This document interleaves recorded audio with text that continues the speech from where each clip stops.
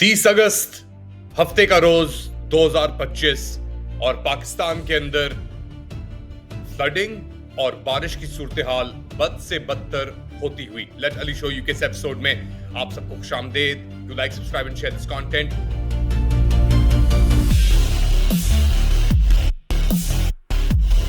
बात करेंगे फ्लडिंग के ऊपर और उसके बाद जो इम्पैक्ट आ रहा है एग्रीकल्चर के ऊपर एक तरफ, दूसरी जानिब एक और गंदम की क्राइसिस बहरान पाकिस्तान में नजर आते हुए, साथ साथ इमरान खान पीटीआई के ऊपर नए तशद्दुद का इम्कान और अरशद शरीफ के कत्ल की पिटिशन जो पाकिस्तान सुप्रीम कोर्ट के अंदर दायर की गई थी उसको खारिज कर दिया गया है।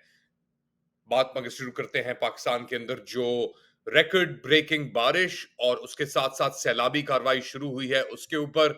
हालात बहुत ही नाजुक हैं, बुरे हैं। और एक पाकिस्तान डिजास्टर मैनेजमेंट अथॉरिटी या पीडीएमए जो है, Punjab provincial disaster management authority या पीडीएमए जो है, उसने एक और बार लोगों को वार्न किया है कि नई बारिशें आ रही हैं। पिंडी, मरी, अटक, चकवाल, मंडी बहाउद्दीन, डेरा गाजी खान मुल्तान, राजनपुर, पूरे पंजाब के अंदर शमाल से लेके साउथ तक बारिशें ही बारिशों की तवक्को है। और अब ये लग रहा है कि कसूर अभी खतरे की रद के अंदर आ गया है। कसूर के अंदर सतलज का जो लेवल है पानी का, वो बहुत ही ऊपर जा चुका है।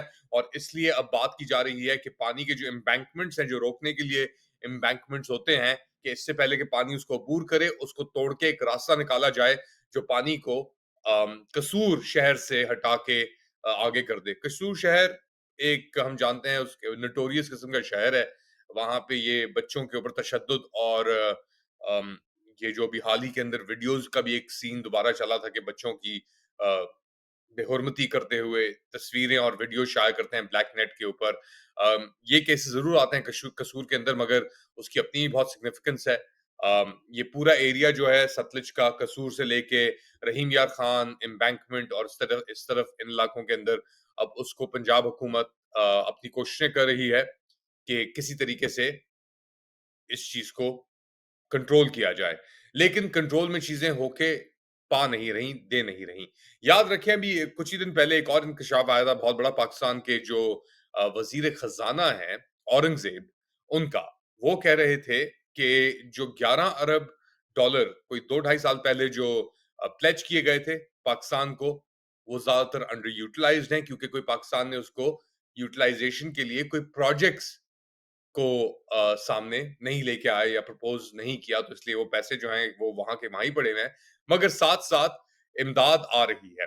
फॉर एग्जाम्पल, एडीबी या एशियन डेवलपमेंट बैंक ने $3 मिलियन यानी $30 लाख आप कह लें, ग्रांट देने का ऐलान किया है फ्लड रिलीफ ऑपरेशंस के लिए। जो आपकी वफाकी फॉर्म 47 की हुकूमत है, अम, उस सिलसिले में।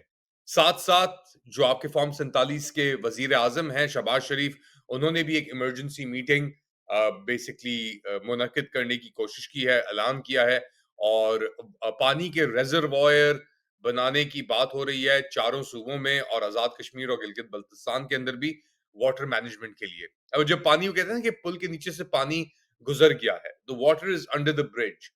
और जब आपके पास कुछ मैंडेट नहीं होता, जब आपने डाका और चोरी और ये सब चीजें करके आप इक्तदार के अंदर बैठे होते हैं, तो आप फिर यही हरकतें करते हैं कि पानी पुल के नीचे से गुजर गया है और अब आप कह रहे हैं कि देखो तैयारी करो। तैयारियां तो आप लोग कर रहे हैं एक बार इक्तदार में दोबारा अपने आप को बरकरार रखने के लिए, मुल्क को दाव दाव पे एक बार फिर चढ़ा दिया है। एक और एक्सटेंशन भी आने की तवक्को है, मगर अभी फिलहाल अम, जो तबाही हम देख रहे हैं पंजाब के अंदर, शुमाली इलाकों में, ये अनप्रेसिडेंटेड तबाही है। ये ब्लेम तो कर रहे हैं कि जी इंडिया ने पानी के अपने रिजर्वायर खोल दिए, बराज खोल दिए और उसकी वजह से पाकिस्तान को नुकसान पहुंचा। इंडिया के अंदर भी जो सिचुएशन थी, सैलाबी कार्रवाई जो चली थी, उसके बाद कोई गुंजाइश नहीं थी पाकिस्तान के पास एक्सेप्ट ये बराज खोलने की। अच्छा, मैंने जिक्र किया था एग्रीकल्चर का, कि एग्रीकल्चर का क्या इम्पैक्ट आएगा इसके ऊपर लॉन्ग टर्म। हमारी इतना नहीं, क्रॉप्स वैसे ही बहुत सारे फेल हो चुके लास्ट ईयर। एक्सेस क्रॉप भी जो थे, उनके ऊपर भी जो फार्मर्स थे उनको अपनी प्राइस नहीं मिली, वो भी क्रॉप बहुत ज़ाया हुआ।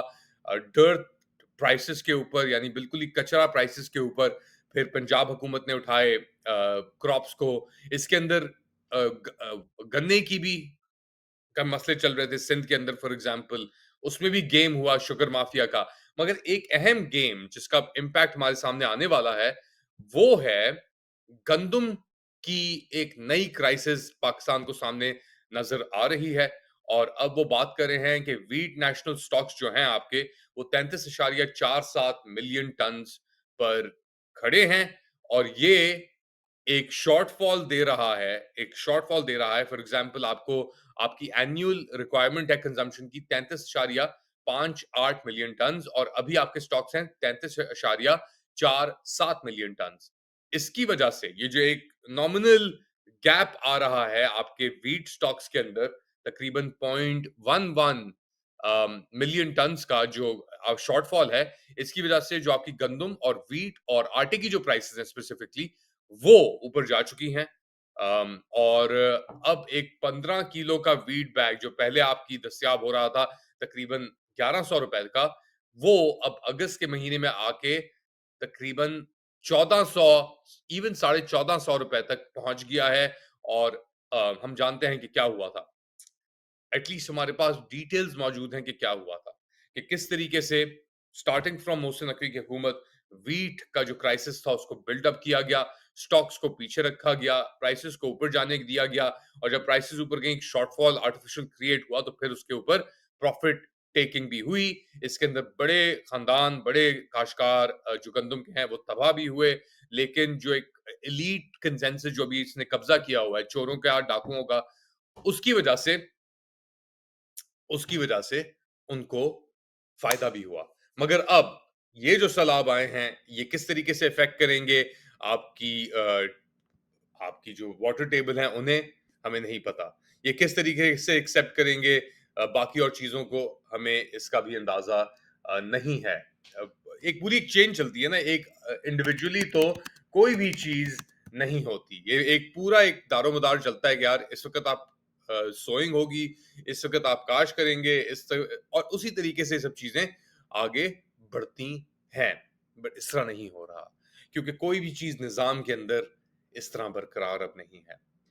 कंप्लीट डाका, कंप्लीट चोरी और कंप्लीट इनएबिलिटी, एक इनएप्ट चोर, कि उसने चोरी तो कर ली मगर उसको पता नहीं उसके साथ करे क्या। वो पीछे चीज बच गई है, लाश जो बच गई है उसको कहाँ दफनाना है, इन इसका इन चोरों को नहीं पता। क्योंकि इतनी लाशें हो चुकी हैं अब, इतनी लाशें हो चुकी हैं कि उनकी उनको सँभालना, उनको दफ़नाना, उनको छुपाना एक नामुमकिन चीज़ बन चुका है, मगर इनकी कोशिशें अभी भी जारी हैं।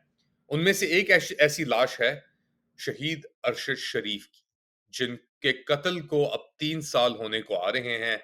1 डेढ़ महीने के अंदर उनको 3 साल हो जाएँगे अरशद शरीफ के कत्ल को केन्या के अंदर। और वहाँ पे जो केन्यन रिपोर्ट्स भी आई, उन्होंने कहा कि ये एक साज़िश का हिस्सा था। जो आपने ये कमीशन बना के भेजी थी, इन्वेस्टिगेशन कमीशन, उसके अंदर से आपने उमर हामिद को भी निकाल दिया था एफआई के कहने के ऊपर। तीन तीन रुकनी कमीशन थी, उसने भी कहा था कि एक बड़ी साजिश का हिस्सा था। टॉर्चर हुए थे अरशद शरीफ, उनके नाखून निकाले गए थे, उनकी बॉडी के ऊपर टॉर्चर के साइंस मौजूद थे, और उनको कत्ल किया गया। एक फिर वो जो किल शॉट था वो उनकी गर्दन के पीछे से गया, ये भी हमें पता था। ये सब कुछ रिपोर्ट के अंदर मौजूद है। यहाँ तक कि वो ऑफिशियली रिपोर्ट को दबाने की भी कोशिश की गई। जो लोग उसके अंदर मुलविस थे, जो इन्वेस्टिगेटर्स थे, उनको भी साइडलाइन करने की कोशिश की गई, मगर ये चीज चलती रही।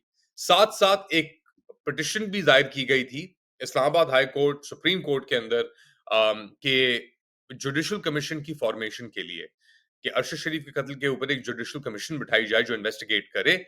अब वो जो एक पिटिशन थी, ये वाली स्पेसिफिक, ये इस्लामाबाद हाई कोर्ट की पिटिशन जो थी, वो जस्टिस राजा इनाम अमीन मिन्हास ने मुस्तरद कर दी है। ये पिटिशन हामिद मीर और जो अरशद शरीफ की अम, अहलिया हैं, विडो हैं जवेरिया सिद्दीक, उन्होंने ये की थी। और बेसिकली क्योंकि सुप्रीम कोर्ट ने सुओ मोटो नोटिस लिया था इस केस का, और प्रोग्रेस इन्वेस्टिगेट कर रहा था वो कि किस तरीके से हो रही है इन्वेस्टिगेशन की प्रोग्रेस। तो इस्लामाबाद हाई कोर्ट ने कहा कि जी हमारी परव्यू से बाहर है, क्योंकि सुप्रीम कोर्ट ने स्पेशल जॉइंट इन्वेस्टिगेशन टीम मुनक्किद करने का जो किया था, वो इस्लामाबाद हाई कोर्ट की जुरिस्डिक्शन से चीज बाहर आती है। और साथ साथ आईएचसी की पिटिशन ने ये भी कहा कि पिटिशनर्स ने जो कंसर्न्स रेज किए हैं वो सुप्रीम कोर्ट के अंदर डायरेक्ट दायर की जाए। याद रखें, सुप्रीम कोर्ट ने सुओ मोटो नोटिस लिया था अरशद शरीफ के कत्ल का दिसंबर 2022 में। उनका कत्ल हुआ था अक्टूबर के आखिर में 2022 में, और दिसंबर 6 2022 को उनके जो ये कत्ल था इसका सुप्रीम कोर्ट ने नोटिस लिया था।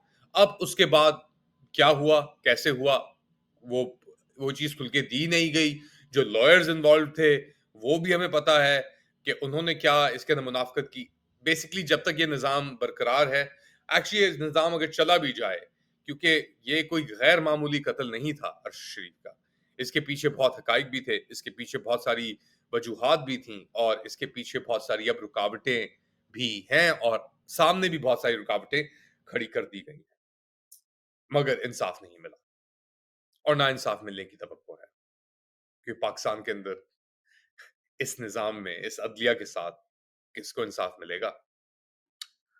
आप लोग क्या समझते हैं? बताएं मुझे कमेंट सेक्शन के अंदर।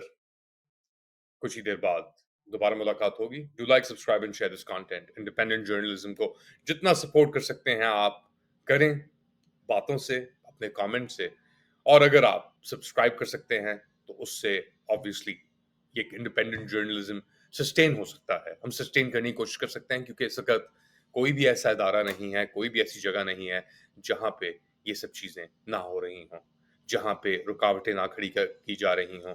और एक सहाफ़ी को खामोश करना तो हम बहुत आसान हो गया है। सुहेल वड़ाइच का एग्ज़ाम्पल ले लें। अब वो सहाफ़ी कैसे हैं, क्या मेयार है उनका, वो आप डिबेट कर सकते हैं। But reality is a reality. Take care.